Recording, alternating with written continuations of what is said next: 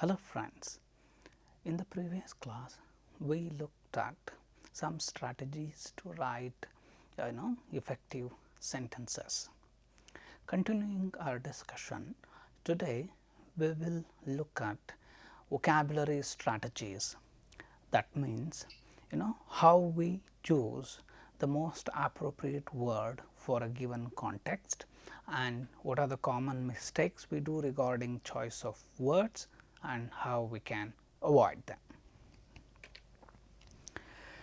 So, it is needless to say that choice of words is very important. If you want to convey whatever you have in your mind very effectively and in a brief manner, then your choice of words is very important. Also, you need to be careful and you need to maintain the appropriate mood or the tone. Say you are writing a movie review and you certainly want to hint that movie is not very great. You do not want to use words which very explicitly tell you that you do not like the movie. So, you have to maintain subtlety there. Say you are writing a formal mail, it is a sort of reminder, one of your clients hasn't made the payment yet. So, you want to be firm yet polite. So, there are such occasions where you need to maintain the appropriate mood and tone. So, this is possible when you choose words very carefully, and then you also use words in a very careful fashion so as not to cause confusion or which can lead to ambiguous interpretations. So, you say something, your readers interpret it in one particular manner, but that is not what actually you intend to say. So, all this confusion can arise because of wrong words. So, we will look at several aspects related to vocabulary in this class. First one is commonly confused words. Usually these are words which sound alike and as a result we tend to get confused and use one word actually in context where we should have used something else. So, let us look at some examples. Affect, effect. So, the very similar sounding words, meaning is also very similar. So, one is verb, one is noun. So, there are lot of possibilities, lot of chances of confusion. Then look at there, they sound alike. So, many students get confused and they use this word when they actually wanted to use this word. Similarly, its. So, pronunciation is very similar, but they are two different words. So, this one is possessive, something like I have a new bag, its color is red. So, then you use this. This is actually abbreviated form of it is. So, you can say we cannot go out, it is raining, then you will use this form. So, if you just Google, you will find a long list of such commonly confused words. You need to be very careful, do not get confused. If you are in doubt, consult a dictionary and choose the right word. Next aspect is choosing the right word when you have synonyms. So, in English we have many words with similar meaning, if not the same meaning. So, now there is a confusion. So, which word you choose? Let us look at some examples. So, look at this set: friend, pal, partner, comrade, buddy, being. So, all these are synonyms. Needless to say, there is some subtle difference, among these. So, they are not the words with the same meaning. Look at the second set: funny, entertaining, hilarious, laughable. Here again, these are all synonyms. So, you have to choose the most appropriate word depending on the context.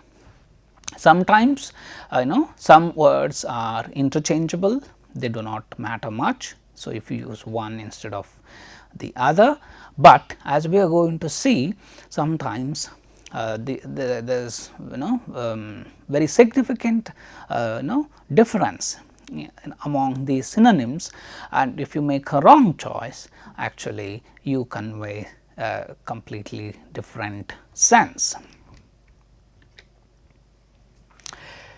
So, one is one strategy you can use is, instead of a general purpose word, you be more specific and accurate.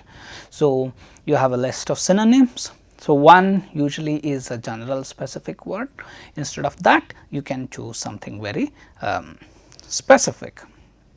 Look at these examples. These are all taken from various newspapers and magazines. So, to sound like a leader, think about what you say. So, in this sentence, the author has used the word say. So, say is more general word. Look at this: how can you assert your boundaries at work and avoid a toxic work environment? So, here the word is assert. So, this also has got something to do with saying something out aloud, and it also brings in some other layers of meaning. So, here there is a sense of very strong will, you are trying to be independent. So, you are a bit forceful. So, those things come here. So, for example, somebody else drops their work on you, then how do you say no? So, you have to be polite, but still firm, so that that kind of situation does not repeat. So, the word assert here adds some nuances. Look at this example: fact check, was Modi right to claim that the direct benefit transfer scheme was started by the NDA? So, look at the word here, it is claim. So, claim we use in the context of arguments. So, we know that you have an argument when a particular issue has multiple angles. So, multiple sides. So, you can only claim that something is true, or this is what the thing is, and you provide evidence to support what you are saying. So, here claim again adds different nuances to instead of simply saying say. Then you need to be careful about specific interpretations of words. One difference which you can observe among synonyms is, some are formal, some informal, some colloquial, some very slangish. Look at these examples: I couldn't make out what he said. So, make out here, I could not understand what he said. The word understand, they are synonyms, but the first one is more informal, second you can say is more formal. So, you need to understand these differences. Look at the second set. Are you afeared, my son? My little boy is afraid of his own shadow. What's the matter? Are you chicken?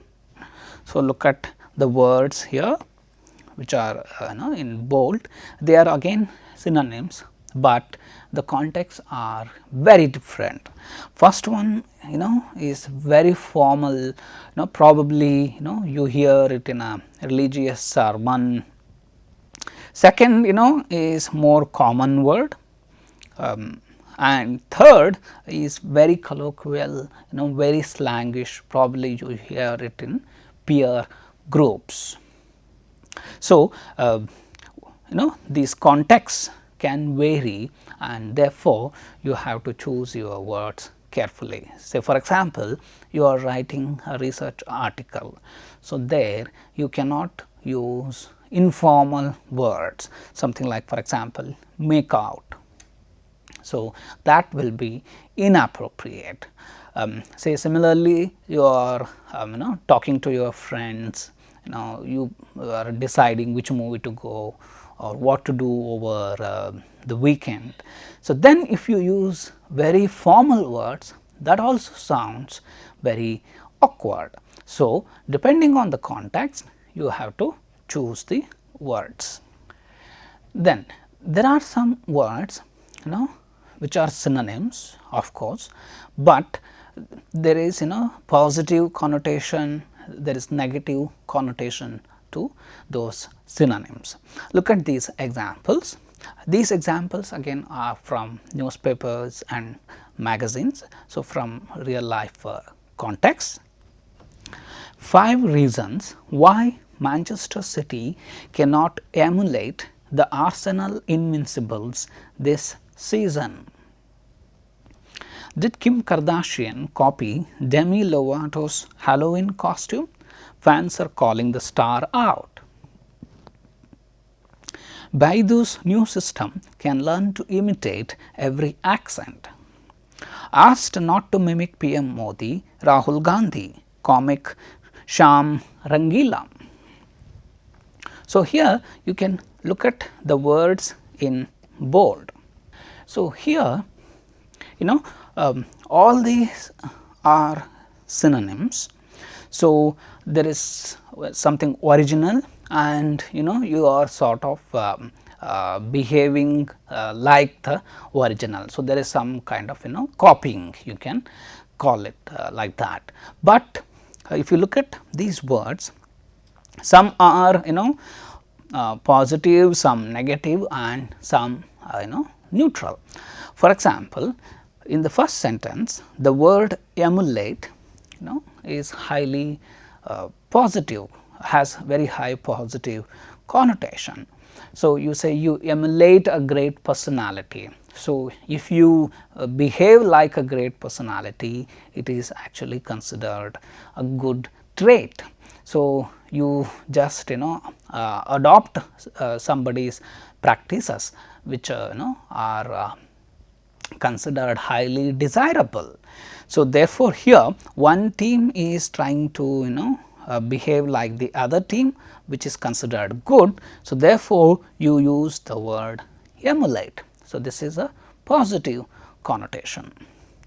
Did Kim Kardashian copy Demi Lovato's Halloween costume? So, here the word you can see copy has a negative connotation. So, you expect this person to be creative, to come up with own ideas, but you have behaved like somebody else, and here that is actually considered not desirable. So, therefore, the word copy is used, and this is definitely negative connotation. Okay. Look at third example. Baidu's new system can learn to imitate every accent. So, here you are speaking like somebody else, you are adopting some accent, but the word imitate is actually used in the context of artificial intelligence, robots, some kind of very mechanical thing.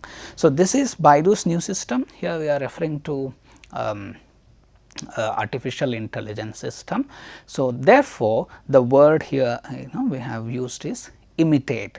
So, you use imitate when there is not much of creativity is involved, not much of processing is involved, you are mechanically copying somebody or something. Look at the last sentence, asked not to mimic. So, mimic is here you talk like somebody else, but this has a different connotation. So, there is an element of fun and humor involved in this. So, if you just speak like somebody else, then does not become mimicry. So, you cannot call it as mimicking somebody. So, there is some amount of exaggeration, some amount of body language, exaggerated body language involved. So, this word has again a different connotation. So, when you have context, so you have many choices before you, you choose according to the context. Then we have something called collocation. So, in the previous cases we saw that the choice of word depends on that particular context.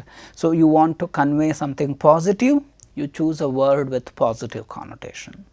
You want to do not approve of something, so you use a word with negative connotation. But in some cases the word you use is actually determined by what we call its pair word. So, you will not have much choice. So, you will have to go by what we call collocation rules. So, what is a collocation? So, in English some words they are always used together, they always co-occur. Okay. Let us look at some examples. So, we say strong coffee, we say strong determination, we say strong figure. So, figure here refers to some statistics. So, we have got strong stats, strong figure about the growth of company, growth of economy. So, in those contexts, so we use the adjective strong. Something very similar is the adjective powerful, but we do not say powerful coffee, we say strong coffee. Why?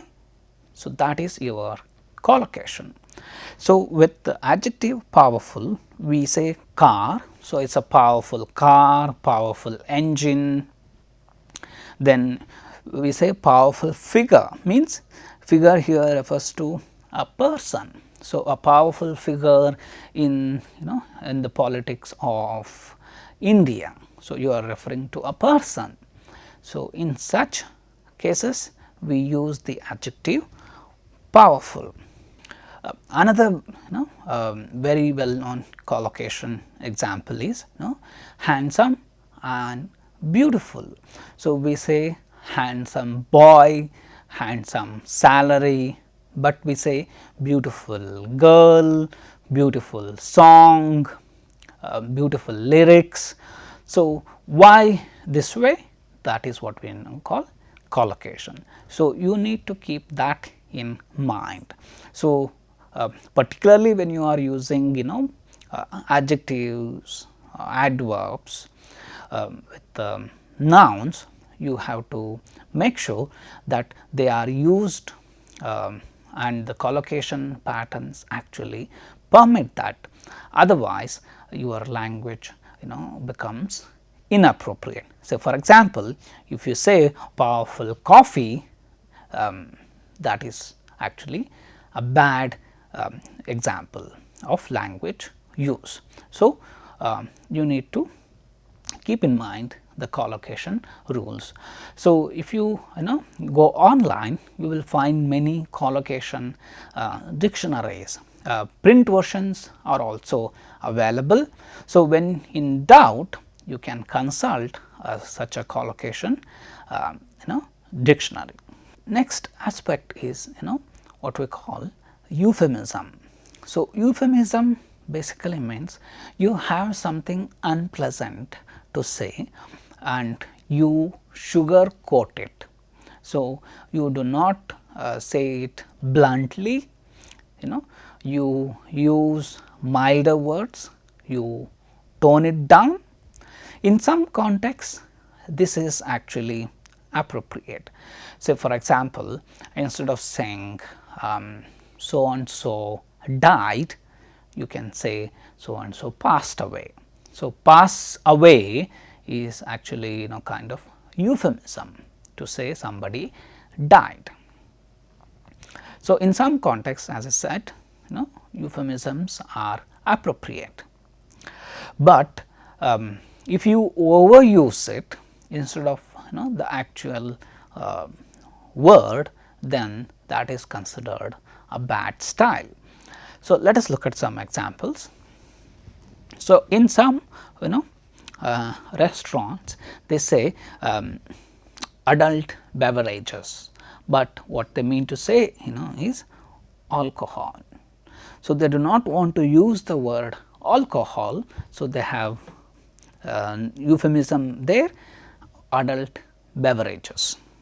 Similarly, euthanize, doctors might want to say put to sleep. Say for example, my dog was injured in an accident, and so we had to put it to sleep.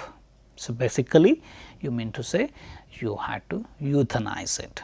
Similarly, sacking, dismissing, say company press statements. So, you are more likely to come across words like workforce imbalance correction. So, this is basically mean to say we are sacking some people.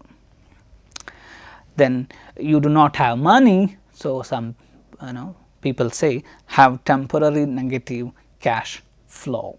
So, mean to say you have no money on you. This, look at this example. My grandmother was called to her heavenly reward last winter. So, you mean to say your grandmother died last winter, but you have used a euphemism here. So, the next aspect is it is called malapropism.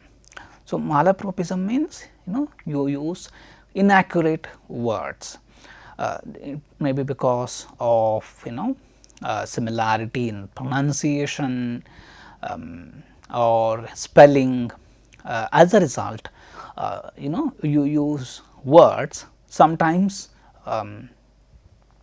imaginary words, and they are completely inappropriate.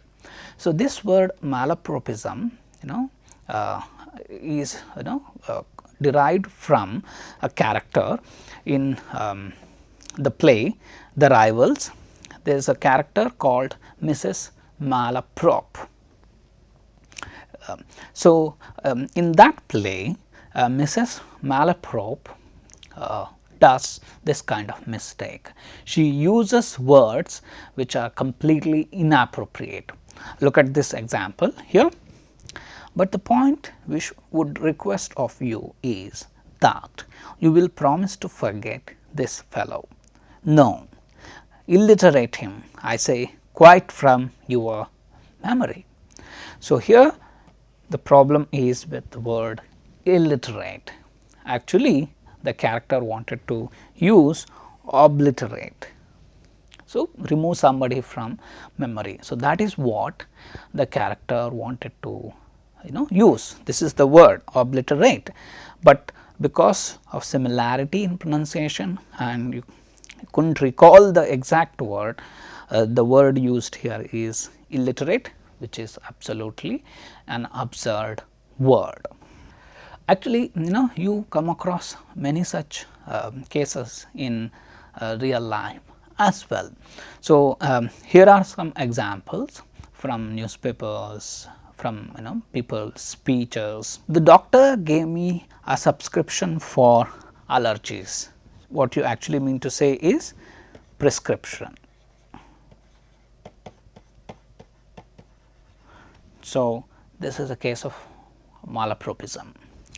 Texas has a lot of electrical votes. So, this is from a speech. So, instead of electoral votes, here the person is saying electrical votes. This is unparalleled in the state's history. So, you probably want to say unparalleled in the state's history, but you have used something else. So, you need to be careful about malapropism. So, consult dictionary if you are in doubt, and use the words in a very careful manner. The next aspect is jargon. So, jargon basically refers to technical words. So, what is a technical word? So, words which are mostly limited to one particular field of study. So, words which are not part of everyday life. So, a common person would use it. So, it is not part of a common person's repertoire. So, it is used only by a small set of people. So, these are technical words, and you can also call it jargon. So, jargon itself is not bad. So, we have discussed research paper. So, there you have to use specific technical terms. You cannot use non-technical words, something a common person would use. So, you have to say something like, say you are working in the area of language, you have to say semantics, you cannot simply say meaning. So, such technical words you have to use, but when there is no need, then you should avoid jargon. So, if you overuse, then it becomes very awkward. Your readers do not understand what you are trying to say. Look at this. So, this, as I said, is technical vocabulary or idiom of a special domain, say language, physics, so chemistry. So, there are technical words, but if you overuse it, it is also an obscure and often pretentious language marked by a roundabout way of expression and use of long words. So, this is obscure, not very clear, it is pretentious and a roundabout way.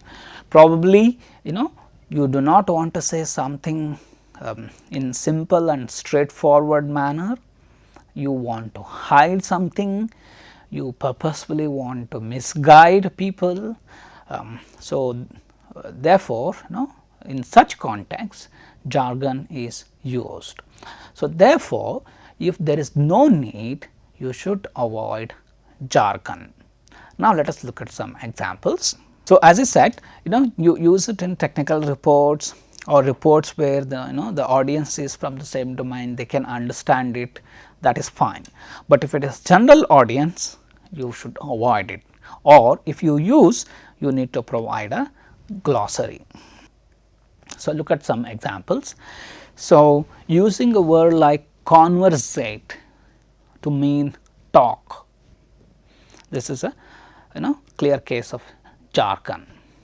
Idea shower instead of brainstorming. Wrong side the demographic, you mean upset customers. So, you do not want to say it straight away. So, you are using jargon so that you are saying it, but people do not understand it. So, related to jargon is what we call wordiness. So, you have too many words, you have long words when you could have used fewer and simpler words. So, it is a misconception to think that if you have complicated words or long words, you are actually a scholar. So, people think very high of you. So, that is not the case. Remember, an effective communication can happen when your audience, when your readers understand what you are saying or what you have written. So, if you fail to get that idea across, no matter how complicated words you used, how complex your language is, then it does not serve any purpose. So, these are all we call redundant words. Look at an example here. Responsible parents of today neither allow their children to have absolute freedom to do as they please, nor severely restrict their children's activities. So, here I have suggested you can remove some words. Of course, it depends on context. So, you can say responsible parents neither allow their children to have absolute freedom nor severely restrict their children's activities. So, you can remove some words. Look at some more examples. Last summer, I was engaged in the repair of automobiles. So, here this suffers from wordiness. You can simply say last summer I repaired automobiles. So, you can remove some words. So, here I was engaged in. So, this is definitely wordiness. So, you do not need it in this particular context. Look at next one. This is to bring to the notice of all the parents that children need to wear uniform to the school every day. So, see this is part of a notice. So, here you can see that this part actually does not serve any great purpose. This is what you need to say. So, simply you can say attention parents, use that as a catching line, and then you say children need to wear uniform to the school every day. So, you can come straight to the point. So, this is simply wordiness. This we find in emails as well. This is to inform you that you have to attend a meeting tomorrow. So, here you can come straight to the point and say you are required to attend a meeting tomorrow. You can remove so many words, you become very brief and to the point. So, if you have very longish sentence, wordiness, your actual message might get lost. So, people might just ignore it, or whatever you are trying to say may be misunderstood. So, you have to get straight to the point. There are some more examples. So, this is a clear case of redundancy. So, revert back, the word revert itself means reply. So, you do not need back here. Similarly, repeat, you do not need again. 7 p.m. in the evening, p.m. itself means evening. So, why do you need this? Suddenly and without warning. So, suddenly means without warning. So, why do you need this? Advance means move forward. So, you do not need again the word forward. So, in such way you can avoid redundancy, use as fewer words as possible to get your message across. So, let us look at some more examples. So, as I mentioned earlier, using long abstract or technical words just to make your writing look dignified is not an effective strategy at all. So, look at these examples. The fish exhibited 100% mortality response. So, basically you want to say that all the fish died. So, look at it, there are so many words and it does not convey the actual message clearly. Let us look at one more example. We have been made cognizant of the fact that the experiment will be terminated in the near future. So, what basically you want to say is we have learned that the experiment will end soon. So, see here we have been made cognizant, will be terminated, in the near future. So, all these words you can replace with something more simple and something more straightforward. Okay. The next aspect is cliche. So, cliche is a word, an expression which has been overused and as a result has lost its value. So, if you use such words or expressions, they do not look good. So, that is a bad style.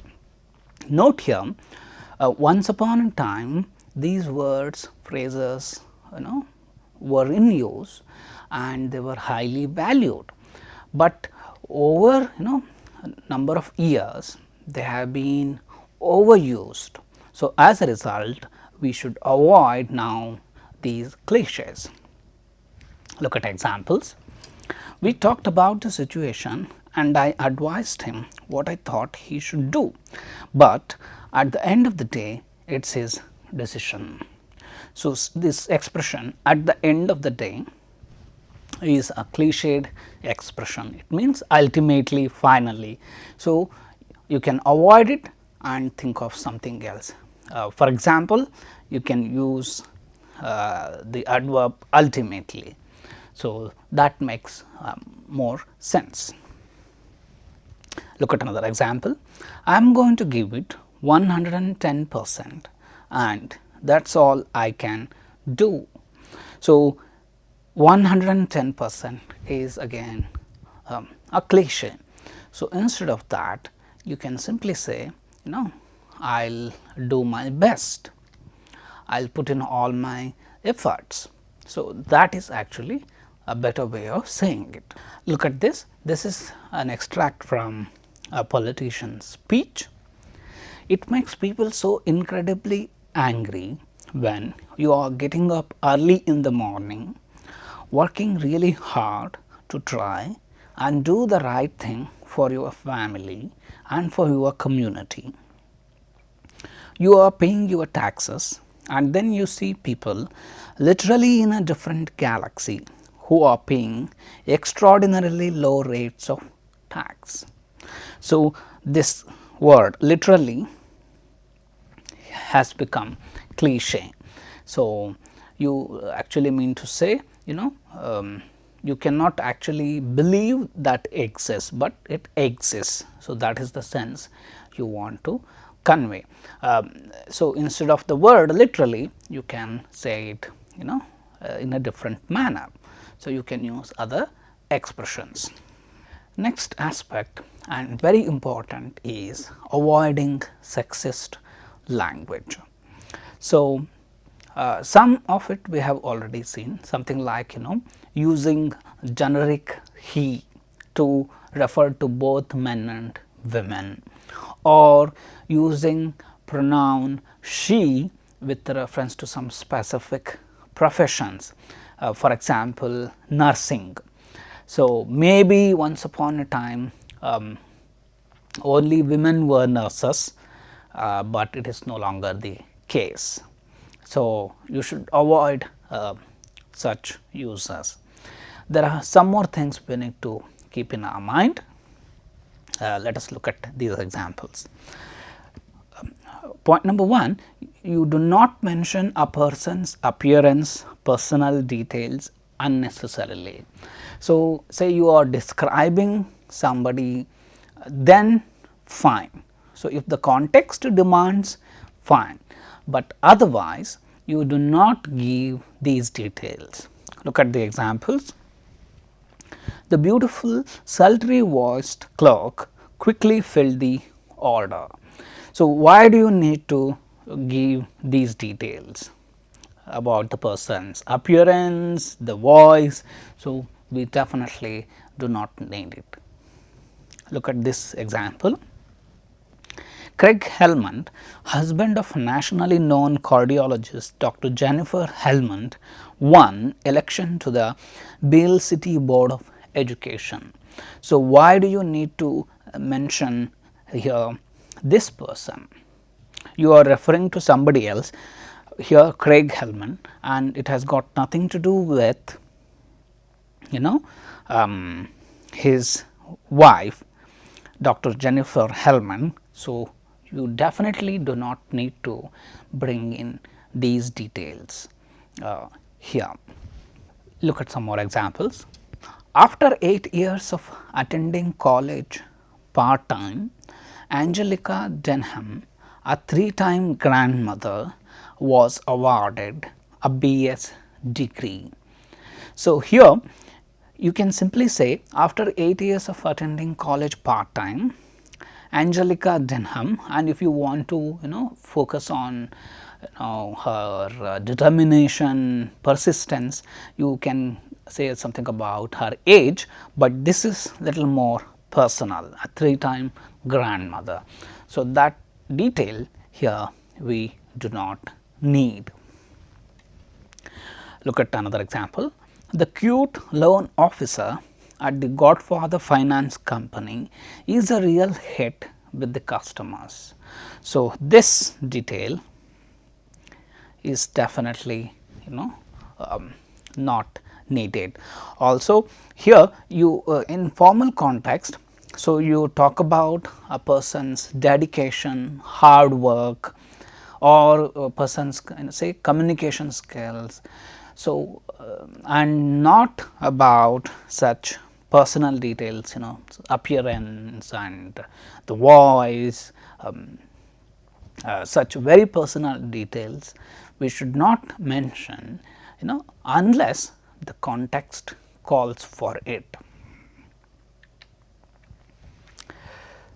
So, I have mentioned you should avoid generic he. There are some examples here. Each tourist must carry his passport all the time. So, why use the pronoun his? So, a tourist can be male or female. So, avoid it. If a collector wishes to find an out of print of book, she should try www.bibliophile.com on the web. So, you are assuming a collector is she. So, this is again problem. So, this is again a sexist bias. So, these things you should avoid. Of course, English does not have a pronoun form which can refer to both men and women in singular. So, you can change the construction. You can sometimes it is okay to use the plural form they, their. Sometimes you can use he / she kind of expression, or you can completely avoid it. You can rephrase it. Say for example, you can say tourists must carry their passports all the time. So, you adopt different strategies. The key is not to sound monotonous, and definitely do not use such sexist language. Then use neutral occupational labels. So, for example, if you say chairman, chairwoman, so if you know the details, say that that person is a man, then maybe chairman you can use. But if you are talking in generic sense, then use something more neutral, something like chairperson or simply chair. Similarly, instead of policeman, you can say police officer. So, these labels you have to be careful. The next aspect is using figurative language. So, if you recall, when we were discussing description, we observed that you can use similes, metaphors, to make your language more lively and your description more attractive. But when you are using such figures of speech, you have to be very cautious. You should not say in a simile compare two completely dissimilar things, or your comparison should not be absurd. So, let us look at some examples here. Her smile flicked on and off like a sunbeam flashing momentarily through a cloud bank. So, you can see this is a good example of simile. So, what are the things being compared?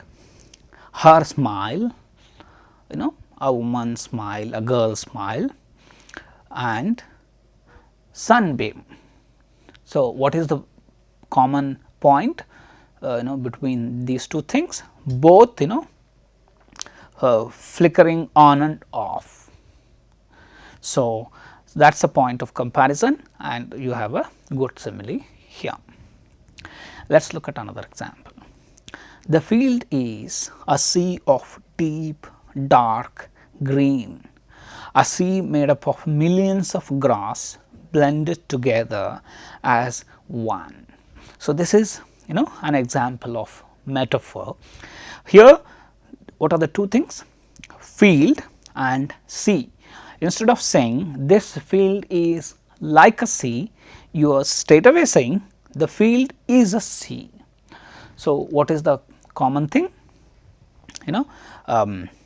Made up of millions of grass blended together as one, just like as in a sea. So, several drops of water together it becomes one, and it is deep and dark green.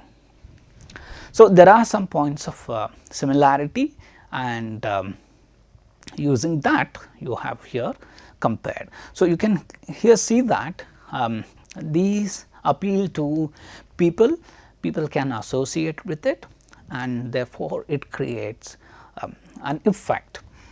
But sometimes your similes and metaphors can go horribly wrong. Let us look at some examples. Johnny is as blind as a bat. So, this is definitely inappropriate. So, one you are being very insensitive to disability, then you are also not being considerate towards animals, and this comparison does not appeal to people. This actually kind of makes people very feel sad. Okay. Look at the second example. Mary runs around like a chicken with its head cut off. This is again brings in very horrifying image in the minds of readers. So, this a chicken with its head cut off running around. So, that is a very bad comparison. The wind rustled through the trees like a herd of galloping horses. So, here again comparison has gone wrong.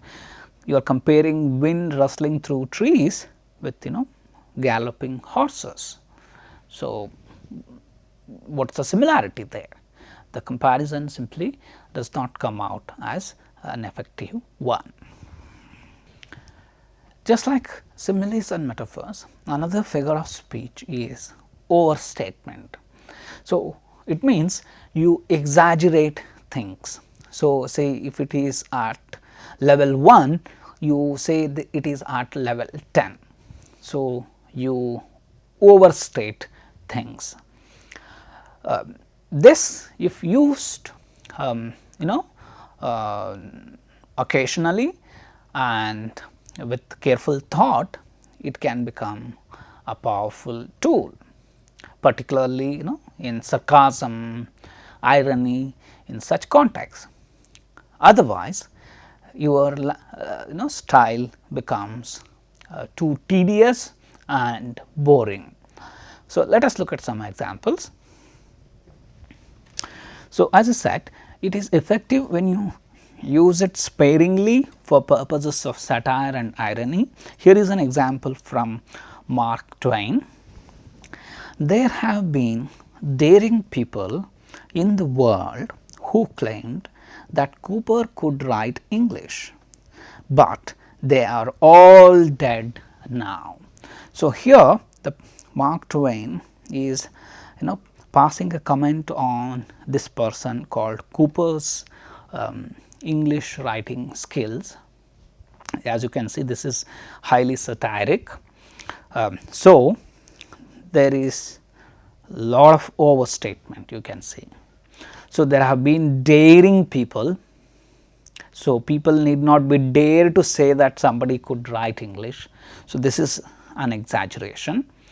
So, daring is something like I ask you to go to a mortuary and spend a night there. So, that is then that calls for a lot of courage, but to say that somebody can write English, do you really need to be very daring? Definitely no. So, this is a clear case of exaggeration. And then look at the second part, they are all dead now.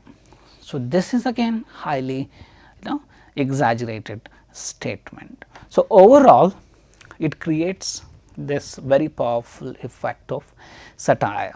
So, instead of straight away saying this person Cooper does not know any English.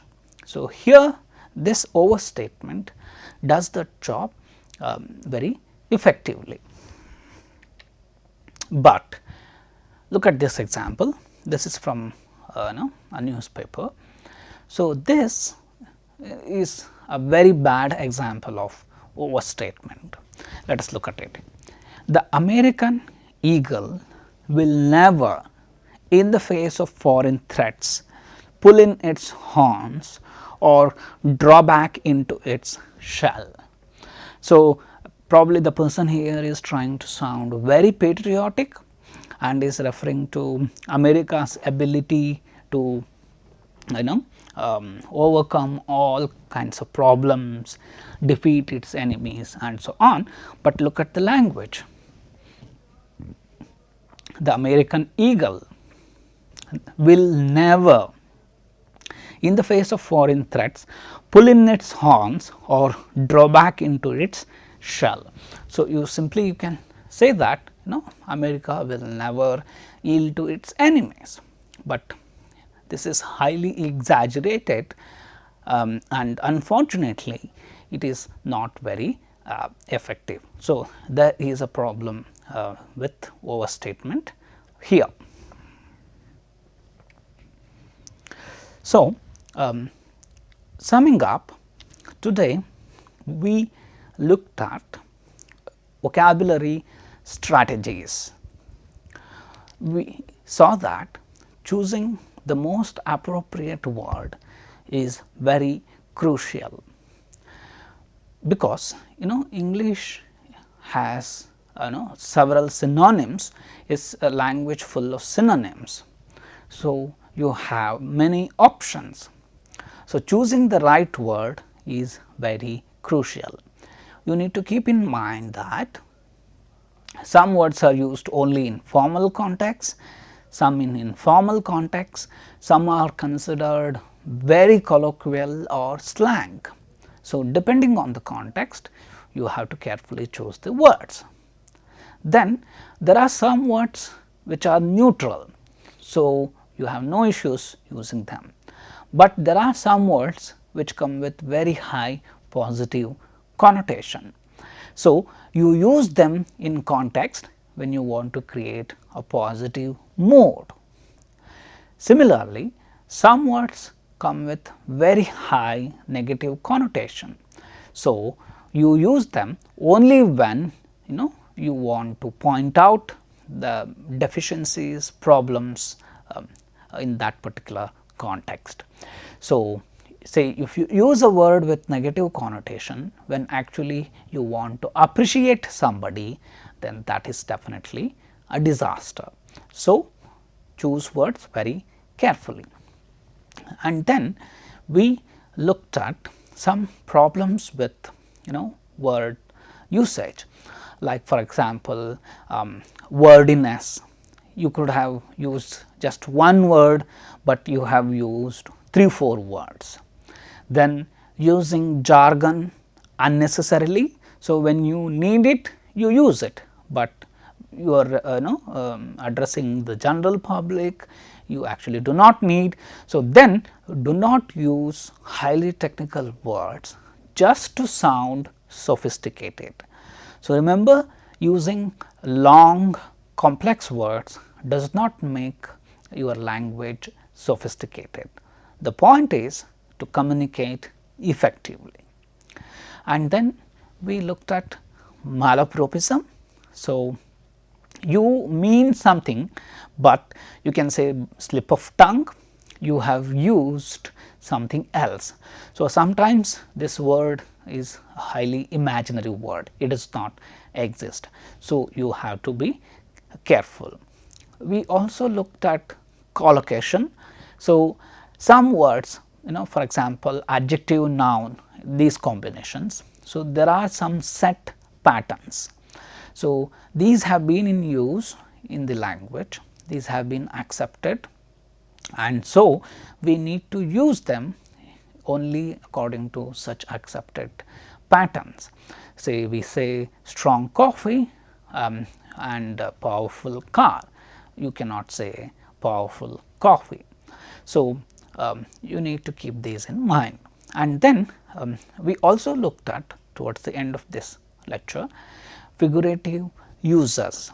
So, it is okay to use figurative language like simile, metaphor, overstatement, but you have to apply a lot of sensibility, you need to keep several things in mind, so that your comparison does not become awkward, insensitive and inappropriate.